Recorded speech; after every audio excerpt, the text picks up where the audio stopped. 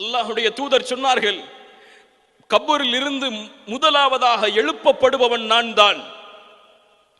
நான் தான் ஆதமுடைய பிள்ளைகளுக்கு தலைவனாவேன்.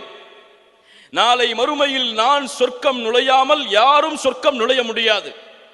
சொர்க்கத்துடைய வாசலின் கதவை தட்டுவேன். அங்கே இருக்கக்கூடிய ஹாசின் காவலாளி கேட்பார், யார் நீங்கள்? அப்போது நான் சொல்லுவேன், அன ரசூலுல்லாஹ், இல்லை, நான் அல்லாஹ்வுடைய ஹபீப், இல்லை.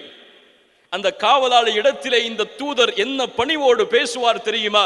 அன முஹம்மத், நான் முஹம்மத் ஸல்லல்லாஹு அலைஹி வஸல்லம். பாசத்தோடு சொல்லுங்கள். அந்த காவலாளி சொல்லுவார், உங்களுக்காகத்தான் இந்த கதவை திறக்க வேண்டும் என்று அல்லாஹ் எனக்கு கட்டளையிட்டிருக்கிறான். கொஞ்சம் நில்லுங்கள்.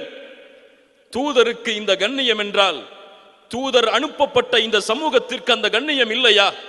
சொர்க்கத்தில் முதலாவது தூதர் நுழைந்தால் அடுத்து நபிமார்களும் அவர்களின் சமூகங்களும் நுழைந்ததற்கு பிறகுதான் இறுதி சமூகமாக இருக்கக்கூடிய நாம் நுழைவோமா?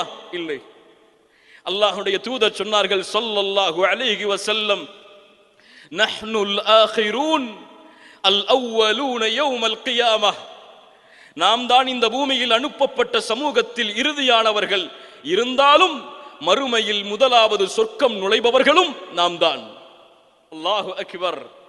மறுமையில் முதலாவதாக விசாரிக்கப்படும் சமூகம் இறுதியானதாக இருந்தாலும் முதலாவது விசாரிக்கப்படுவோம், முதலாவது தீர்ப்பு கொடுக்கப்படும்.